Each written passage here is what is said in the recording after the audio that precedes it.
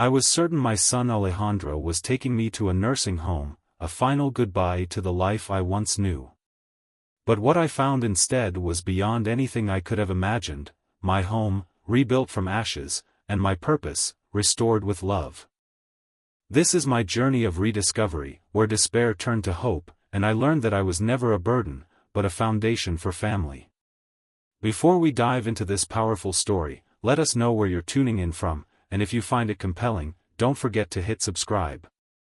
I sat in my small, dimly lit room, the hum of Austin streets filtering through the cracked window. This wasn't my home, it was a borrowed space in Alejandro's house. The laughter of children playing outside carried faintly on the breeze, and I envied their carefree joy. My world had become smaller, quieter, and lonelier. This room held no memories of Sophia, no echoes of her laughter or the scent of the lavender she used to love. I glanced at her photo on the nightstand, her warm smile frozen in time. "I'm sorry, mi amor," I whispered. "I've become everything I promised you I wouldn't, a burden." Alejandro and Mariana were good people, but I could feel it in the way they rushed through conversations or how Mariana placed my meals on the counter like she was checking off a chore. They meant well, but I knew the truth. I was a shadow in their lives, occupying space that wasn't mine. I turned my attention to the suitcase under my bed, already half-packed. I'd been preparing for days now. Not for a trip to some sunny paradise, but for a quiet goodbye. A nursing home seemed inevitable, a place where I could fade away without disrupting anyone's life. The guilt gnawed at me every time I glanced at the small room my grandson once occupied before I moved in. The nights were the worst. The silence wrapped around me like a heavy blanket, suffocating and inescapable. I spent hours staring at the ceiling, replaying the fire in my mind, the moment my life burned down with my home in San Antonio. I'd woken up in the hospital after 24 days, my body intact but my soul charred like the wooden beams that once held my house. Alejandro had brought me here to recover, but recovery never came. Sophia would have known what to do. She always did. It was her strength, her warmth, that made our house a home. When I married her, I vowed to love her son, Alejandro, as my own. And I did. I raised him with everything I had, teaching him the value of hard work, respect, and family. But as I sat here now, I couldn't help but wonder if I'd failed somewhere along the way. Alejandro's voice startled me. "Papa?" He knocked lightly before stepping in. His suit was wrinkled from a long day at work, and his tie hung loose around his neck. "You okay?"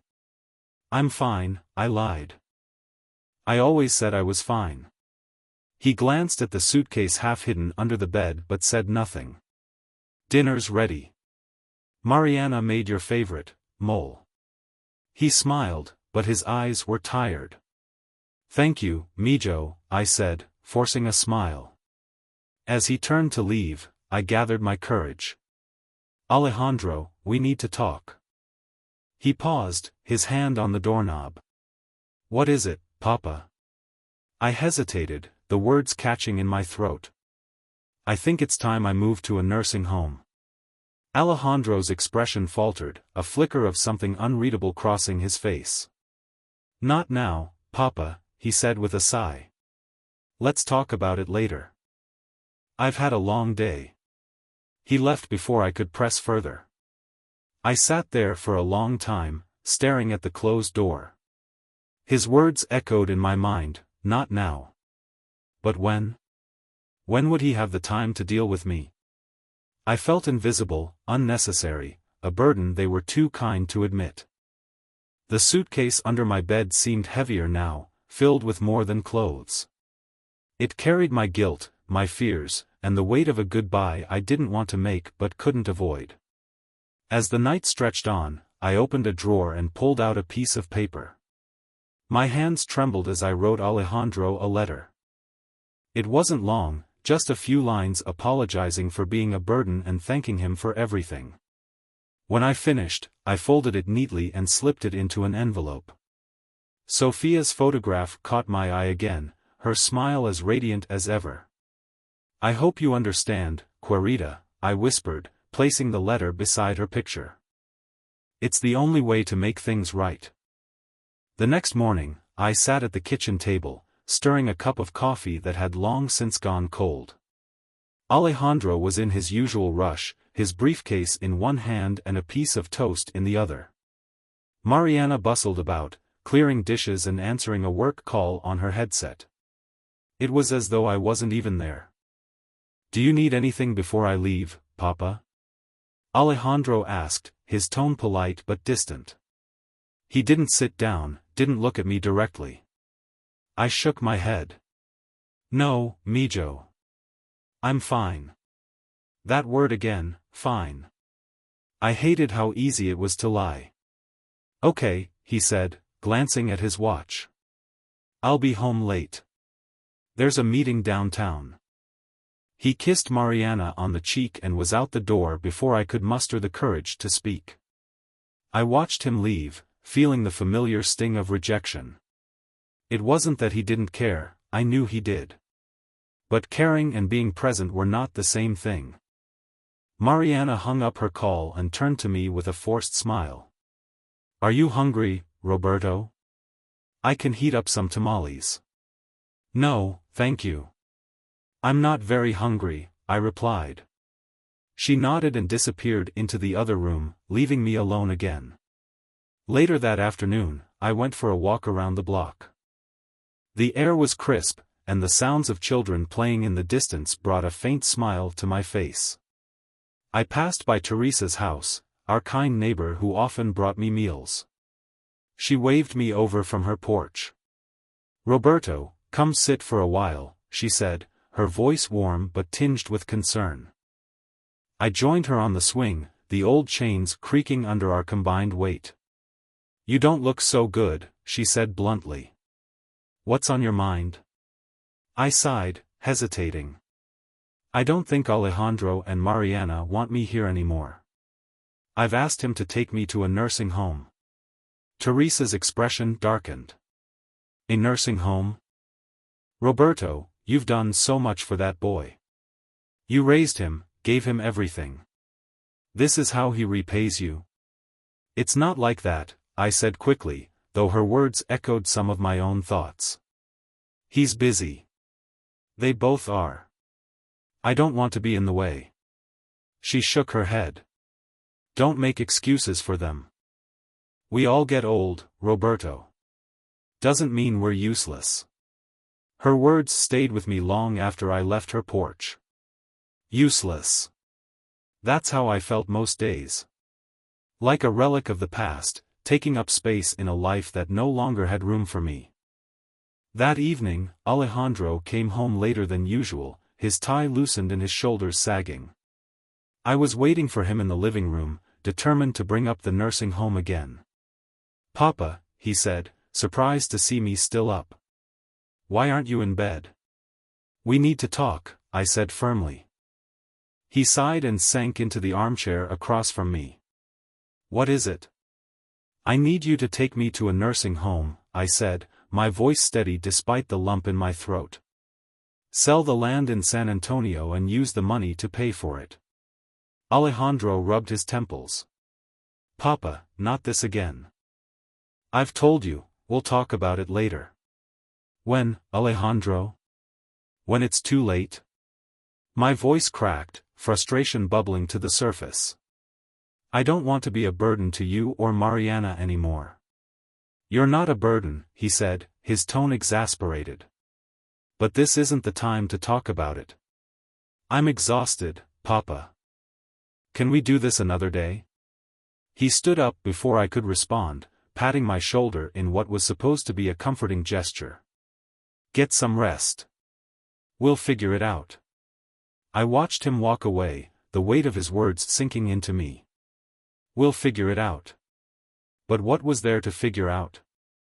The answer seemed clear to me: I didn't belong here. That night, as I lay in bed, I stared at the ceiling, the letter I'd written to Alejandro tucked safely in the drawer beside me.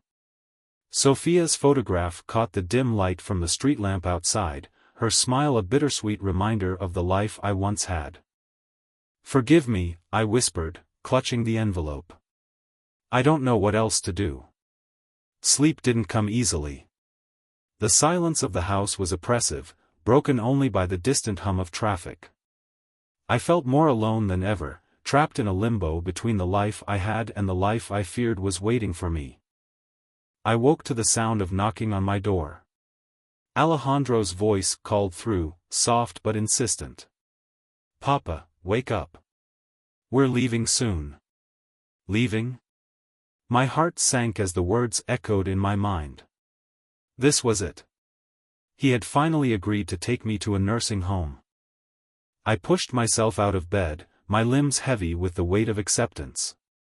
My suitcase sat neatly by the door, a quiet companion to my decision. When I opened the door, Alejandro stood there with a soft smile. He handed me a crisp white shirt and a pair of slacks. "Get dressed. I'll meet you downstairs."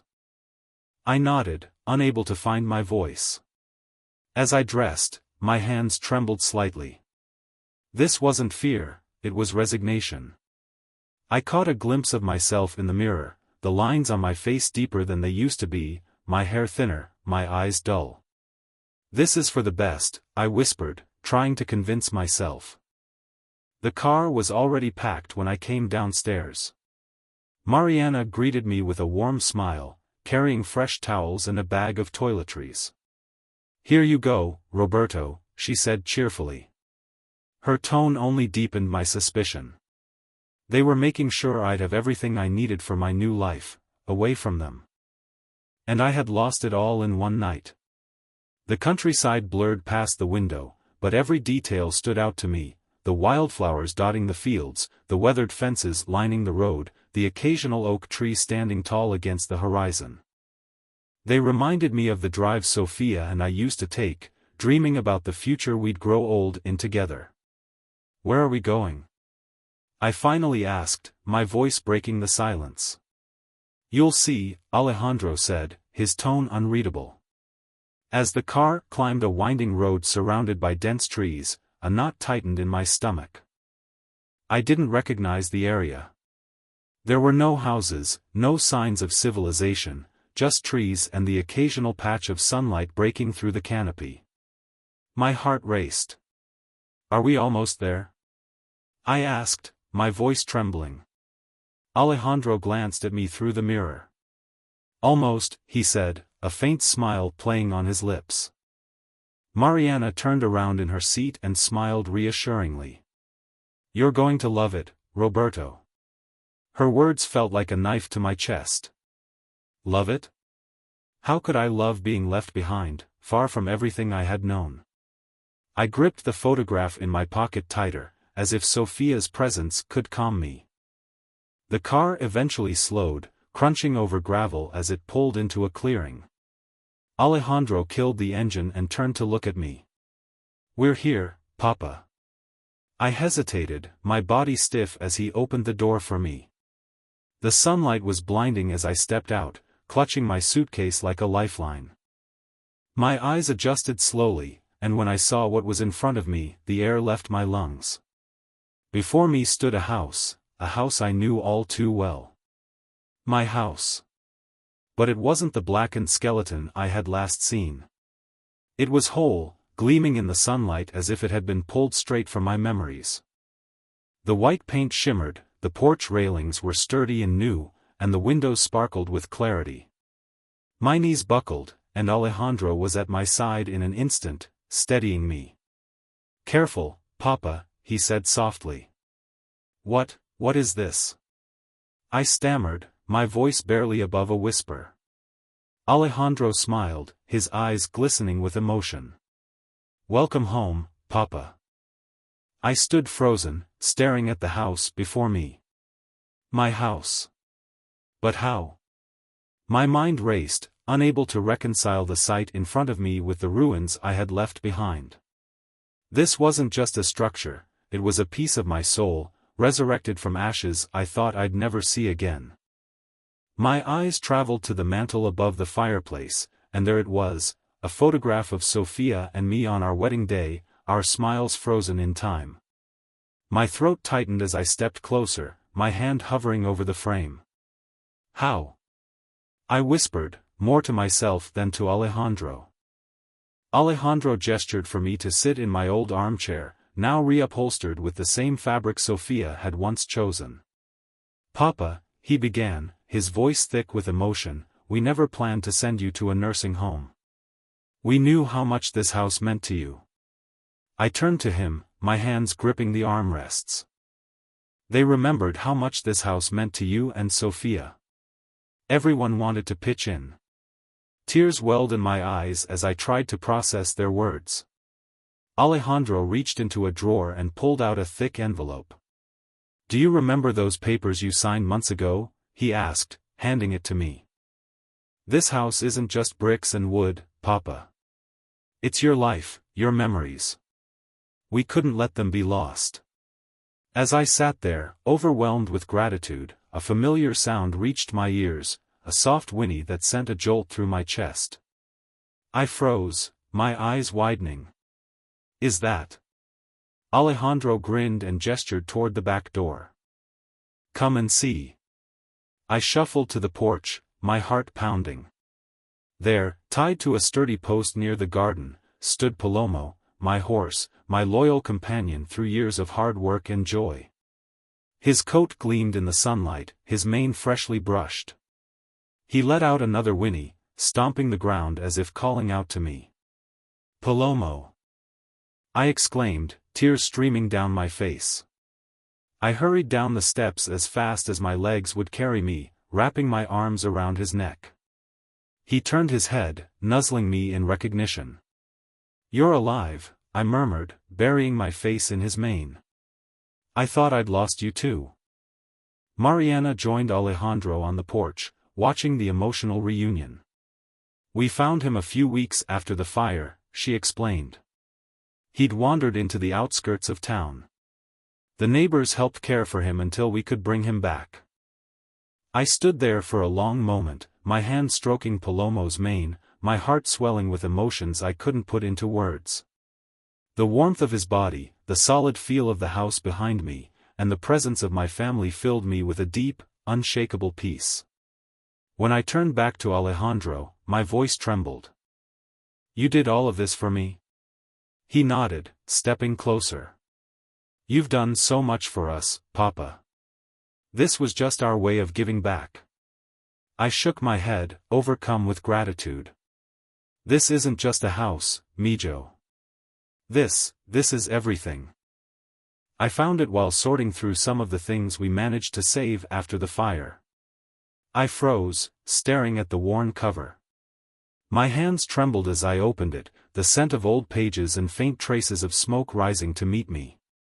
Her handwriting, neat and deliberate, stared back at me. The words felt alive, as though she were whispering them directly into my heart. The entries were a window into our shared life, her thoughts captured in ink. She wrote about our struggles and triumphs, about her love for me and Alejandro, about her dreams for our family. She had written about this house, too, how it was more than wood and nails, how it was a sanctuary for our love and laughter. She wanted this house to always feel like home, Alejandro said quietly. "I thought you should have this, so her voice could always be with you." I couldn't speak. Tears blurred my vision as I clutched the journal to my chest. "Thank you," I choked out, my voice barely audible. "This means everything to me." Alejandro placed a comforting hand on my shoulder. "It was always yours, Papa." Later that evening, I wandered through the house, each room a testament to the life I thought I'd lost. The kitchen smelled faintly of freshly polished wood, the counters gleamed under the warm light. In the living room, the mantel held not just Sophia's photograph but others, images of Alejandro as a child, moments of joy I had almost forgotten. When I stepped outside, the air was cool and crisp, carrying the faint scent of earth and wildflowers. Palomo stood grazing in the yard, his presence grounding me in a way I hadn't felt in years. The garden awaited me, a patch of soil ready to be nurtured, to grow life once more. Inside my room, I began to unpack my belongings. Each item carried a story, a memory that now felt like it belonged here. I placed Sophia's photograph on the nightstand, her smile radiating warmth into the room. Next to it, I arranged small keepsakes, a wooden bird she had carved for me, an old brass key from the original house, and a clock that had been in our family for decades. At the bottom of my suitcase, I found the letter I had written to Alejandro weeks ago. I held it in my hands, the words now unnecessary. With a deep breath, I tore the letter into pieces and let them fall into the trash. No more doubts, I whispered to myself. Alejandro has shown me that love doesn't count burdens, it only counts blessings. Alejandro and Mariana joined me on the porch as the sun dipped below the horizon, painting the sky in hues of orange and pink. Palomo grazed peacefully nearby, and the distant chirping of crickets filled the air. For the first time in years, my heart felt light. I clutched Sophia's journal to my chest, her words a reminder of everything we had built together and everything I still had. I was wrong, I said softly, breaking the silence. I thought I was a burden, but you've shown me that I'm anything but. Alejandro reached over and clasped my hand, his grip firm and reassuring. You're not a burden, Papa. You're our foundation. I looked at him, then at Mariana, then at the house that now stood as a symbol of everything I had forgotten, love, family, and the strength to carry on. The mornings here were different, quieter, calmer.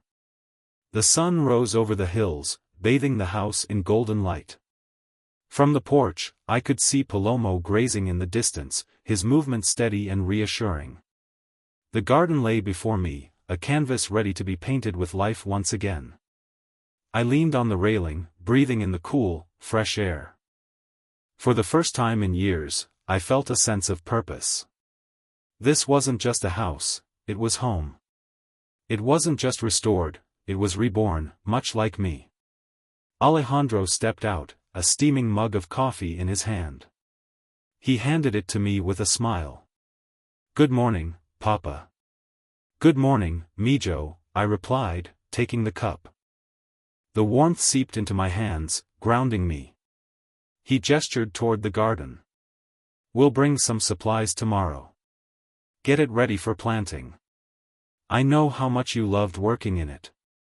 I nodded, the thought of tending to the soil filling me with a quiet joy. Thank you, I said, my voice steady. For everything. As the weeks passed, the house came alive with activity. Alejandro and Mariana visited regularly, their laughter filling the rooms once again. On weekends, we worked together in the garden, planting seeds and pulling weeds. Palomo became a constant companion, his presence a reminder of everything I had thought I lost but now regained. The journal Sophia had left behind became my solace in the evenings. I would sit by the fireplace, reading her words and letting her voice guide me. She had written so much, about her hopes, her dreams, her love for Alejandro and me. It felt like she was with me, her hand resting on mine, her smile never far from my thoughts. One evening, I found myself standing in the middle of the living room, my eyes darting from corner to corner. Every detail, every plank of wood, every photograph on the wall, spoke of love and dedication. Alejandro had done all of this for me. It was almost too much to comprehend. He walked in quietly, a slight smile on his face. Dinner's ready, Papa, he said. I turned to him, my throat tightening. Mijo, I don't know what to say. I doubted you. I thought you didn't care. Alejandro stepped forward, placing a hand on my shoulder. Papa, you've never been a burden. Everything we did, all the late nights, all the weekends spent building this house, it was because we love you. You deserve to be happy. Overcome with emotion, I pulled him into a tight embrace, my gratitude spilling out in silent tears. I'm so sorry, I whispered. I let my fears blind me. I should have trusted you. You've done so much for me, Papa, he replied, his voice steady. This was the least I could do for you. The moment lingered, heavy with unspoken words. Finally, Alejandro gestured toward the armchair by the fireplace. Come sit, Papa. There's something else I want to show you. I sat down, my fingers brushing over the fabric. Alejandro handed me a small leather-bound book, Sophia's journal. I traced my fingers over its cover, feeling the weight of her love in my hands. Her words wrapped around me like a warm embrace, her voice alive on every page. That evening, as the sun dipped below the horizon, I sat on the porch with Alejandro and Mariana. Palomo grazed peacefully in the yard, and the distant sound of crickets filled the air. I clutched Sophia's journal to my chest, a smile playing on my lips. I was wrong, I said softly. I thought I had lost everything. But you've given me more than I ever could have imagined. Alejandro placed a hand over mine. You've always been our foundation, Papa. This was our way of showing you. I looked out at the house, the garden, and the family I thought I had lost. For the first time in years, I felt truly whole.